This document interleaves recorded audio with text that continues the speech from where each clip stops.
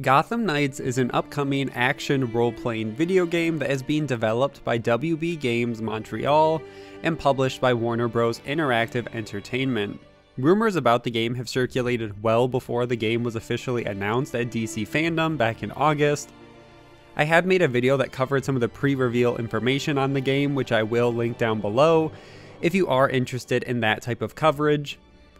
But for this video, let's break down the new multiplayer aspects, the release rumors, and character mechanics, plus so much more. As always, all the sources will be linked in the description below, so make sure to check those out and support those original writers. With that out of the way, let's get into everything we know about Gotham Knights.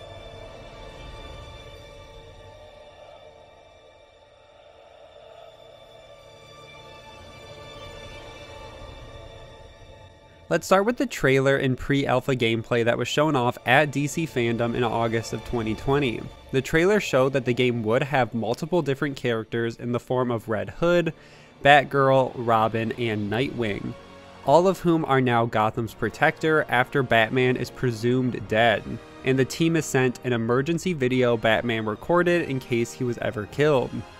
He also announces that he has destroyed the Batcave, but was leaving the team a new home base, and the location is Belfry, which we already got a look at in the background of the Batgirl image. It's the big tower. And the game was also announced to be multiplayer. And the first look gameplay showed there will at least be one vehicle in the game in the form of the Bat Cycle, and the playable characters can perform combos with each other. And we also saw that there will be materials that Batgirl and the playable characters can pick up, which will most likely be used for crafting and upgrades. So this event gave us a bunch of teases at things we can expect, so vehicles, multiplayer, crafting, materials, the story, and we didn't have too much longer to wait when it was given a 2021 release window.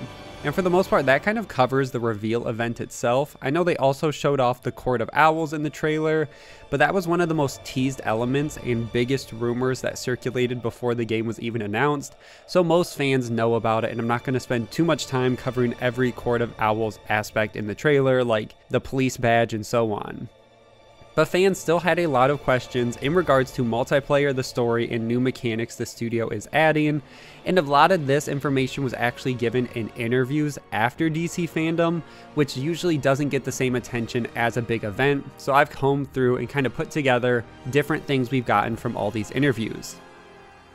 So in terms of story, luckily fans didn't have to wait too long to get answers. The creative director and senior producer spoke to IGN and gave additional details about Gotham Knights in terms of the story. The first aspect the team wanted to make clear in regard to the game itself and world is that there is no connection to previous Arkham Batman games, and that this game was always considered a non-Arkham game. The team's official response said, quote, "Yes, 100% in regards to the game not being an Arkham game. That was something we arrived at early on. We want this to be the start of something, not just the continuation or prolonging of something. It was always intended as a new franchise set within DC's Batman universe. Obviously, once we had that as not a blank slate, but a clear possible space, then we started arriving at some of these other ideas that allowed us to kind of move in a very different direction and, you know, take a step of killing Batman." And what's interesting here is that they actually mentioned this is a start of a new franchise, which potentially means there could be multiple games in this new series they are planning out if it's a big enough success. They kind of tease at this later in a future interview, so we'll get to that, but this is kind of when they start sowing the seeds that maybe we could see more games in this type of world if fans like it.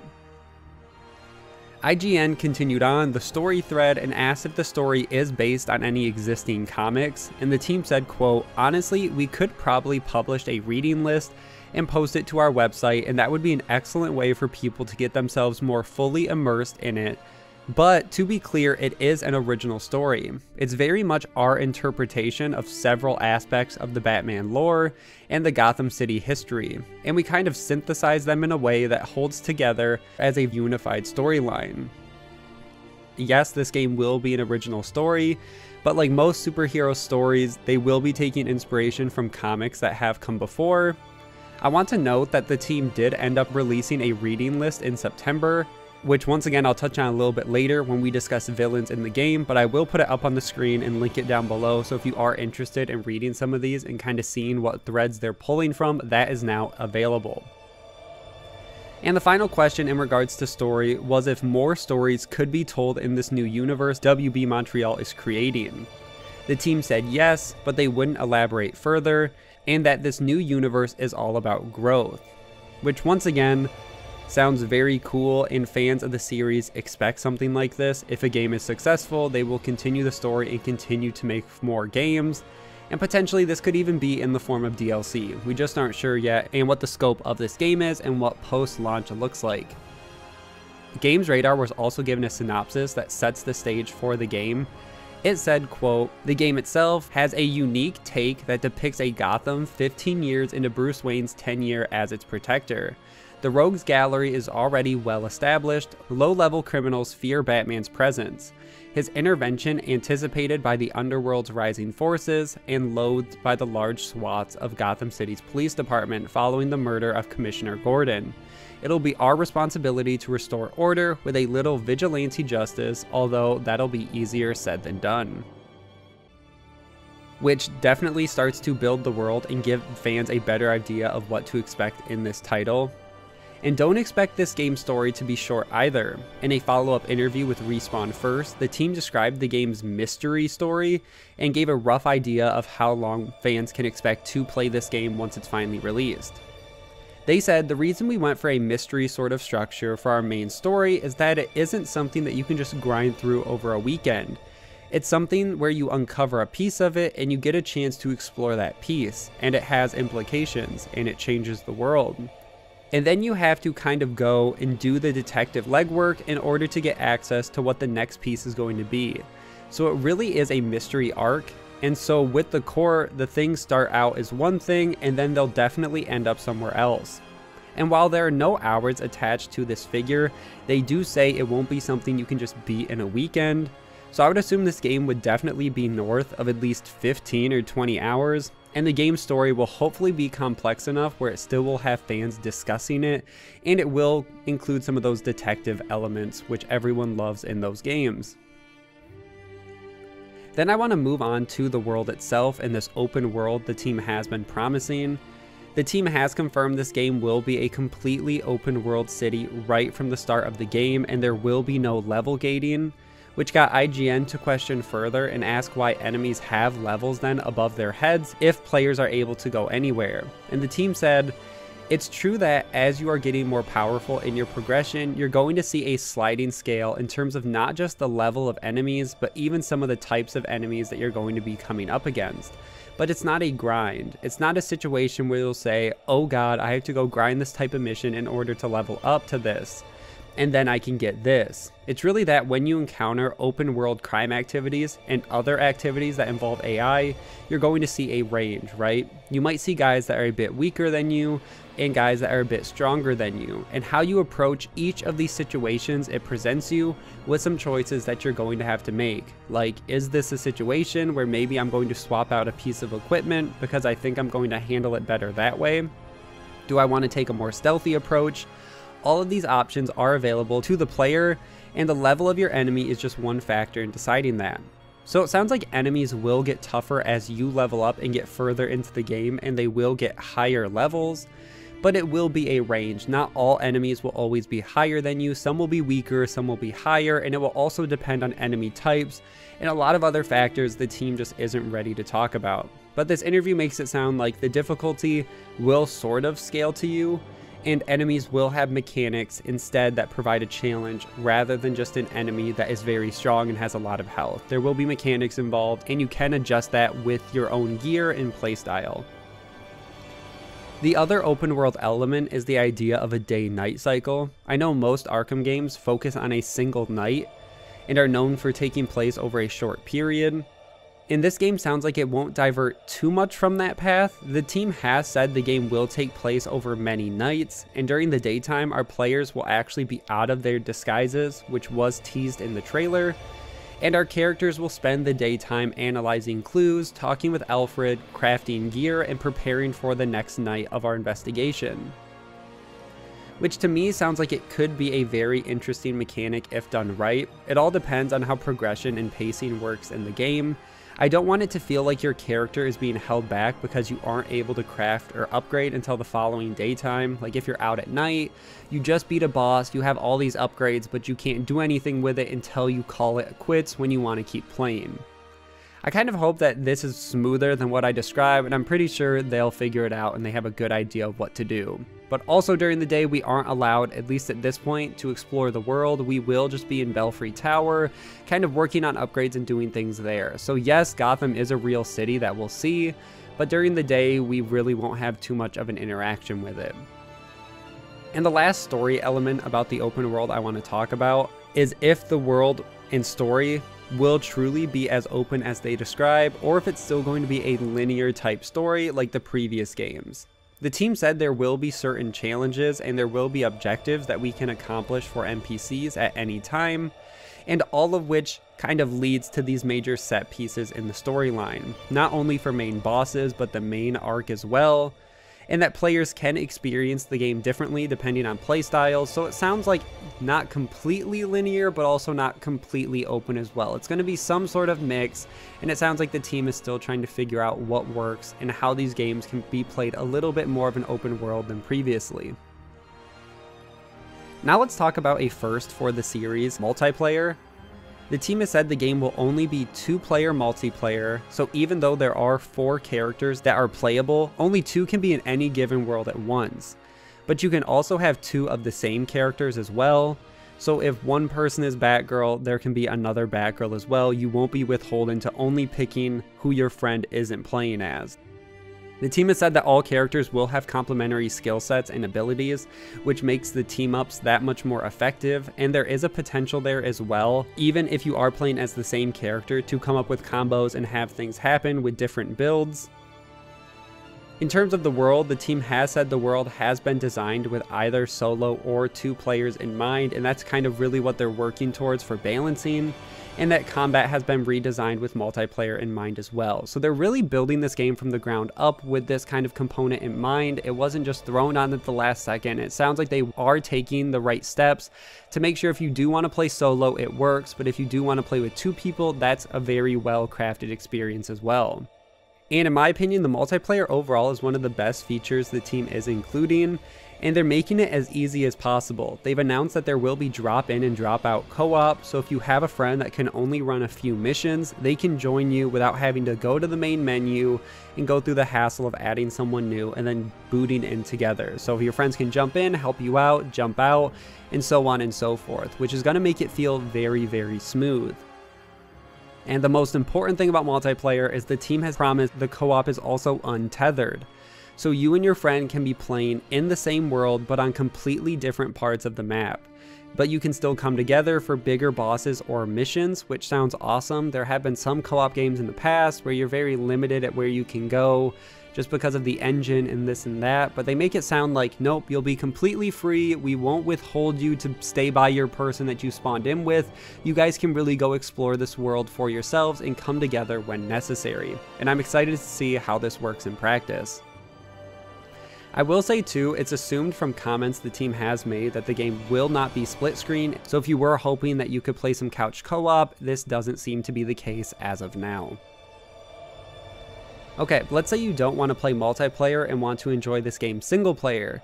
That is completely viable as well. Back to the interview with IGN, WB Montreal confirmed the game is still a single player experience at its core. And even more important for a lot of people is that this game can be played completely offline. So you can still play the game offline, solo, and not miss anything, and you're still able to fight through the world alone, just like how you would in any of the previous Batman Arkham games. You also won't be forced to play as any of the playable characters either. If you want to play as Nightwing for the entire time, the team says that is completely okay. You will always, of course, have the option to switch characters back at Belfry, but you won't be forced to. They say though, if you are someone that wants to switch between multiple characters, story progress is kept among all characters, so you won't have to start from scratch if you want to try out characters during your time with this game. If you want to jump to Red Hood, play him for a little bit, and it sounds like the open world scaling will adjust to that as well. So if it's a lower level, worse gear, the enemies will kind of adjust to that, so you won't be left behind if you want to try out some new characters. If you're a single player, it has all checkboxes people look for, offline functionality, completely single player, and you can choose one character and play them all the way through. So if that's what you're into, they're still having that at its core. Now let's move on to what we can expect from the playable characters themselves. As I said, there are 4 of them, who are Robin, Batgirl, Nightwing, and Red Hood, all of which will have unique abilities and skill trees which have not been shown off at the time of recording, but some fans have already pointed to some skills and potential abilities we have seen during that pre-alpha gameplay. And we do know that these skills and abilities are called knighthood, and each character will have their own separate knighthood in-game, which is then what you go into as you progress further. And the team has made a point to say the skills will be in depth enough for the community to create different builds, so even if 2 Red Hoods are playing together, they could have very different play styles and builds. And not only will the skills themselves vary, but the game will include equipable gear. And for Red Hood, you will be able to upgrade his ranged weapons, melee weapons, and suit itself, so expect similar customization for all characters. But you won't be able to just spam your skills over and over. Players do have a stamina bar, and this will limit actually how much you're able to utilize your special skills and abilities. This game will have a little bit more depth and a little bit more things you actually have to pay attention to moving forward, which I'm okay with. I know it might make some people not like the game as much, but it doesn't sound like the game will be completely gear and skill dependent. But you just have to pay attention a little bit more, and it will add a little bit more depth to combat if you are looking for that.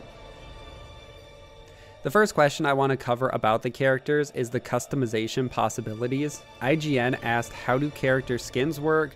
Are they a mix of individual pieces of armor or full outfits? And WB said they're a mix of a lot of that. So just to be clear, when we talk about gear, we're talking about your melee weapon, your ranged weapon, and your suit, which has certain characteristics. And then there's your suit style. That's the sort of skinning the suit, because we just don't want to turn it into just a random crazy quilt. What we've done is we've got distinct suit looks, and then within that there's accessory variation that the player can tap into, and that way you get a chance to tweak it and make it exactly the way you like.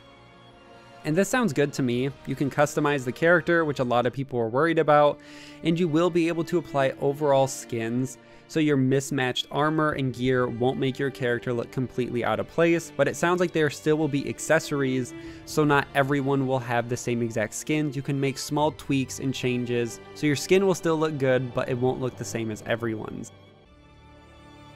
Each character also has a neon color that the team has been promoting as well, all the characters with, if you remember the trailer. And when asked if this is a marketing move or plays into the character functionality, the team actually said, it's funny you brought that up, because it's a very important platform for us to deliver game information. And then he points to the gameplay walkthrough as an example. Some of those visual effects tell you what damage type you have equipped on your weapons. So it's a way for the player to receive signs of feedback, and that lets them know what protection they have, what they're going to use against their enemies, both in terms of ranged and melee attacks. There will be different damage types. I guess I'm not 100% sure from this if it's just ranged or melee, or if there will be different types that we can actually attack with, and enemies will be able to block or get more hurt by certain types. So what this actually means in terms of gameplay in different damage types is yet to be seen, but look forward to that as another new combat element that doesn't seem like it was in the previous games. And then let's close out the character section of this video by discussing the official character bios that were released. I'm just going to go through these very quickly. I know they've been very covered, and most of these characters' bios don't stray too far from what we've already known about the character. But Red Hoods says, quote, Jason Todd is an intense and volatile anti-hero. It all stems from dying a violent death, and then being forcibly resurrected by one of Batman's most dangerous foes. He has trouble keeping his temper in check, but he will not hesitate to step into the line of fire when a friend is threatened. Red Hood wants crime to pay because Gotham City is built on a foundation of corruption, and he has been on the receiving end of it for far too often. Jason is trained to reach peak human strength, and he's proficient in multiple combat techniques with all manner of weapons, both traditional and high-end. After reconciling with the Batman family, he has embraced Batman's non-lethal combat methods. Robin is next, which says Tim Drake may be the youngest of the Batman family, but he's also the smartest and a master of deductive reasoning. Tim is a true believer in Batman's mission and is motivated by the conviction that Gotham City needs a hero rather than by personal loss. Batman was a mentor of the highest caliber who personified the type of man Tim hopes to become. He's an expert fighter armed with his collapsible quarterstaff and skilled in the art of stealth. Tim also possesses a background in combined psychological warfare and behavioral sciences, all of which sets the stage for him to accomplish any mission. Next is Batgirl, which says few people can match Barbara Gordon in terms of raw willpower and determination. Barbara has always been a person of action. In her mind, backing down is never an option. Having one of Gotham City's most well-known police commissioners as a father had a massive impact on her. Jim Gordon gave his life for Gotham, and now she wants to make sure it wasn't in vain. After a face-off that put Barbara in a wheelchair, she became Oracle, a powerful information and communications expert. But her father's death spurred her to train and recover from her wounds so that she could return to active duty as Batgirl. Barbara is highly trained in a variety of fighting styles such as kickboxing, jiu-jitsu, and her signature weapon is the tonfa. Barbara also displays great skill when it comes to hacking or coding in computers and technological systems to dig for information. And finally is Nightwing. Dick Grayson is a natural leader, an optimist, and most charismatic of the Batman family. He grew up in an unorthodox but loving circus family, so he values close personal bonds. Dick believes that for the fight to be worth it, there must be something real to fight for. And that something has always been other people. He was Batman's first protege before becoming a hero in his own right, and Dick boasts a mastery in acrobatics and is an expert at taking down enemies with his signature dual Eskrima sticks. And the final character news is that depending on the character you're playing as, it will change some of the dialogue you have with villains based on their relationship and how well they know each other. Because all these characters, once again, have all existed outside this game, so they have different interactions with the villains, so look forward to that as well. That covers the characters, which actually transitions very well into the villains that we can get into next, and which ones we can expect in-game so far. For starters, we have seen Mr. Freeze in the Court of Owls seem to have been confirmed, and the Court of Owls seems to be the overarching villain of the entire game, while Mr. Freeze seems like either a minor or major boss in one of the areas. Also, based on the teasers before the game was revealed, one directly mentions Two-Face when the correct code was entered, along with the symbol teaser, so at this point I'd say it's safe to say we'll see Two-Face in one form or another. Fans have also speculated Poison Ivy will be in the game, based off a holiday poster that was released on the official Gotham Knights Twitter account, and the location of the circus is at Robinson Park, which is known to be Poison Ivy's hideout, which it could just be an Easter egg mentioning Poison Ivy, or it could mean something bigger that she's in the game. Once again, this one's a little bit lighter, but it's safe to assume she's always been a fan favorite in the Arkham games that she could for sure show up. And we could go on and on. Fans have referenced the reading list that was posted, and one of the comics does include Hush, so we could see him. Fans have brought up Joker, and so on and so forth. Batman has a ton of villains, so we're just really gonna have to wait and see. But we do know one thing, is that different enemies will have quest lines. It won't be as simple as just fighting a boss and then moving on. So expect more of a build-up to take on bosses and enemies, and this was hinted at in the pre-alpha gameplay when it was mentioned that we made it through Mr. Freeze's questline, and that's why we are fighting him. We'll also be able to take on multiple villain quest lines at once. Especially as we mentioned above, the world won't be level gated, so theoretically you could take on any boss enemy in the open world and go on and on. I don't want to get too stuck in the weeds, but this is an aspect. You will have to kind of fight your way up, presumably doing different activities and things till you get enough where you can actually go fight the boss and then progress the story. We aren't exactly sure if bosses will have levels tied to them or how all that works, so we're just going to have to wait and see what it looks like in the final game. The team has also said there will be 5 major boroughs in the game, or main areas, and each borough will be tied to a different crime family and probably different enemies and so on and so forth, and all of them will probably have to be cleared to get to the Court of Owls.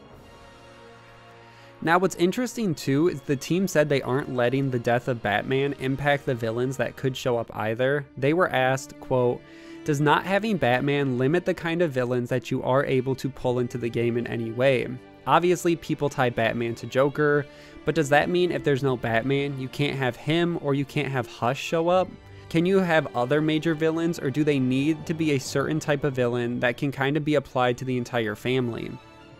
And the team actually responded saying, "No, actually I don't think that gives us any limit on whatever we want, because those ones you mentioned, they're not just tied to Batman, they're tied to Gotham. That's at the heart. That's the connective piece. And so yeah, the full answer is nope, it doesn't limit it." And another team member from WB said, quote, "I think one thing that's great is when Batman is gone, because of the weird relationship he has with his villains, they're also struggling to reinvent themselves. So when you have the heroes that are going on their arc of evolution, and the villains, I mean, part of what makes the villains that we're going to be showcasing is that they're also in a position where they have to adjust their approach and their agenda and who they are as a consequence of losing their greatest nemesis." And for the most part, that sounds really interesting, so don't write off Hush or Joker or some of these villains that are normally just tied to Batman. And for the most part, that covers the bosses in the game and what we know about it now. We know there'll be a lot more, we just don't have any information at the time of recording. As for platforms, the game has been announced for the PC, PS4, Xbox One, PS5, and Xbox Series X. So basically every platform will be able to play this game. On top of that, when asked if the game would be a games as a service, which was a rumor that circulated prior to release, the team said this is very much not designed as a game as a service. There is an ability tree, which is different for each of the characters, and then there's gear that you craft, and so many choices that you're going to be making, but that does not mean that this is a game as a service. We'll just have to wait and see how monetization will translate to this game, if at all, if it's just skins or just DLC, or neither. We're just gonna, once again, have to wait and see, and they're standing firm that no, it won't be a game as a service. Continuing on that same thread, I know the game isn't even out yet, but there were already stories circulating about post-launch content in the form of DLC, and this quote comes from an interview with Game Informer. When asked if Red Hood, Batgirl, Robin, and Nightwing really were the core characters of the game, the team responded saying, quote, "We're going to have more detail later about our post-launch lineup, but those are the four," and then they clarified saying, "Yes, those are the four playable characters of our game." And the first part of this response makes it sound like there will be more characters sometime after release the team has already been planning, and that they'll have more details about it sometime after release. I'm sure there's videos and articles already discussing possible characters that could show up. I'm not going to cover any of those rumors or speculation here, but if you were hoping for additional playable characters, because none of your favorites are those four, you might not have to wait too long after release. And in terms of playable characters as well, the community has speculated that Batman isn't really dead, and it could all be a ploy for him to get into the Court of Owls, but the team is standing by that he is not playable, will not be playable, and is actually completely dead in this world, which to me sounds genuine.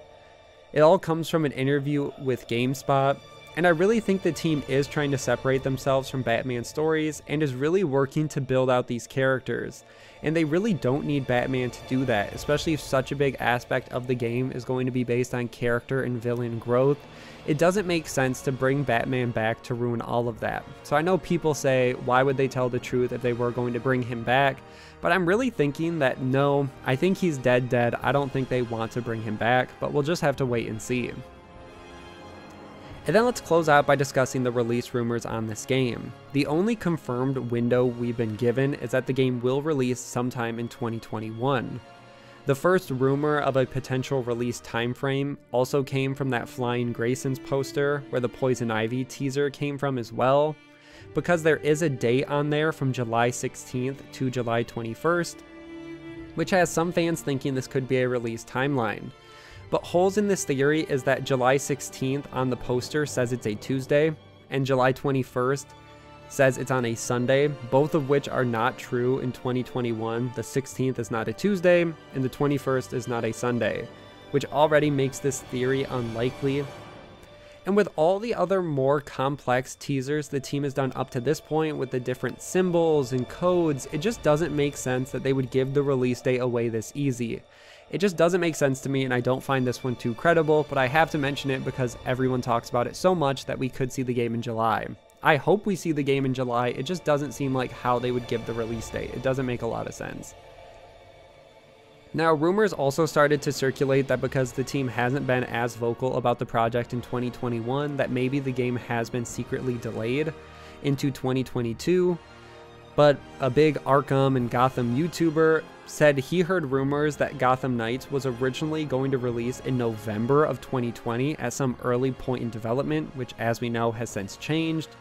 And he uses this as evidence to say he thinks the delay rumors are bogus and would still expect the game sometime in 2021. Because if they were even at one point pushing for 2020, we don't see them as pushing it another almost 2 years after that if the game's really going to take that much longer.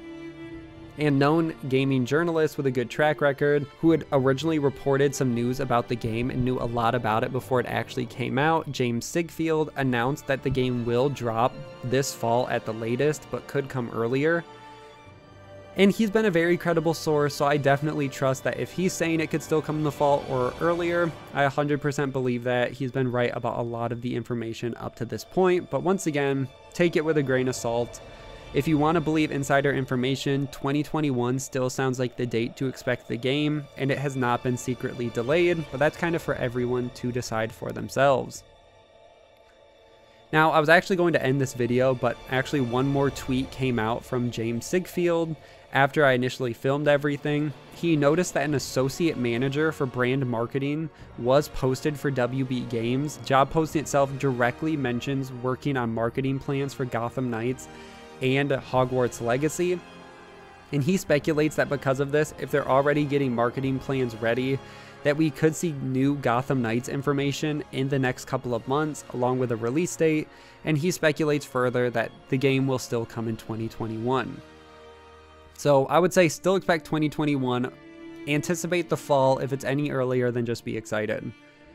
WB Montreal has also released a ton of screenshots and other character images, but this video is already very long, so if you are interested in it, you should spend some time on the Gotham Knights Twitter account because I'm not going to go through every image they've released. And for the most part, that is everything we know about Gotham Knights and where I'm going to end this video. Make sure to like and share, subscribe for weekly gaming news, and I will see you guys in the next one.